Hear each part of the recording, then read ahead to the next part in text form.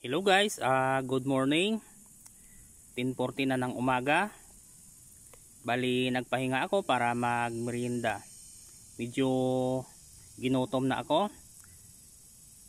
6:30 kanina ng umaga ay nandito na ako kasi pag mga alas 8 na ngayon ay grabe na yung init, napakainit. So mamaya ay uuwi na ako ng bahay pagkatapos kong magmerienda. Talagang nakakagutom dahil hindi biro yung mga tinatabas ko. Kung makikita niyo po, yung mga tinatabas ko sa bandang likuran ay napakakapal na mga damo. Yan po yung bumabalot sa mga tanim kong hybrid na niyog.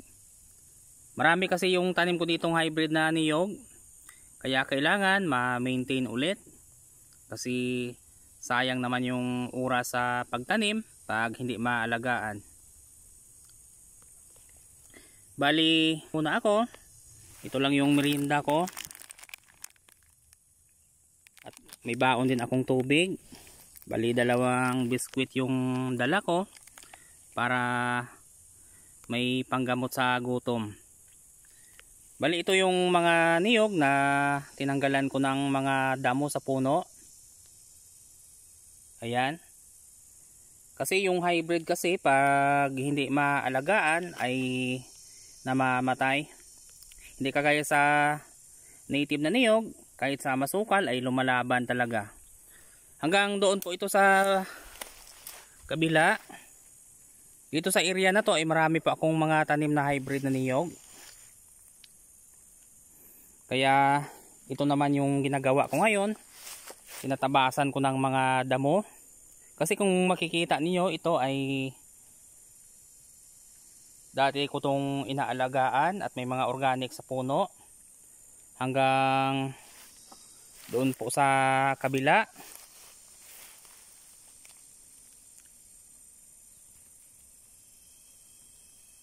At ito rin. Kung makikita nyo po ay itong mga medyo malaki na ay ito po yung kasabayan. Maliit pa rin kasi nga binabalot ng mga makakapal na damo. Kaya yung ginawa ko ay pinagtatanggal ko yung mga nakapalibot para guminhawa naman yung pagtubo ng tanim kong niyog. Bali yan yung titibagin ko para ma-check ko lahat kung buhay pa yung tanim kong niyog. Kasi merong akong tinanggal na niyog yung namatay. Pero meron na akong naitanim na reserba. At saka baka magtaka po kayo, pa iba-iba ako ng area.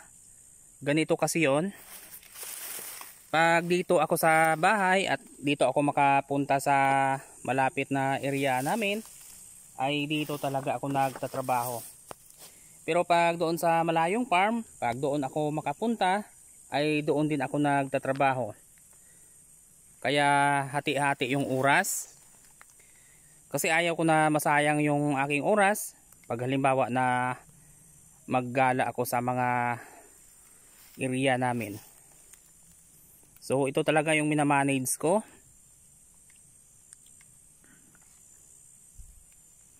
Bali puno na kasi ito ng niyog. So imagine, ito ay 8 months na hindi natabasan, kaya makapal na naman ulit. So kailangan talaga ma-maintain para maalagaan yung mga pananim. At para hindi ganong makapal yung damo dito, ay taniman ko rin ng saging.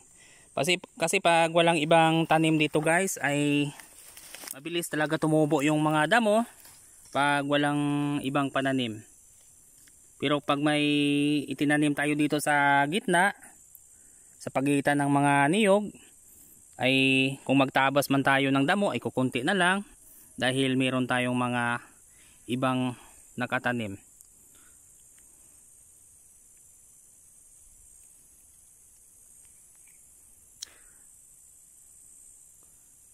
At kung makikita nyo yung sa bandang ibaba, ay yan po yung ambulong na ginagawang atip, pang-atip sa resort at saka rest house, poultry farm, bahay, kahit ano basta ginagamit na pang-atip. At yan po ay presko na gamitin sa mga manukan at saka sa rest house.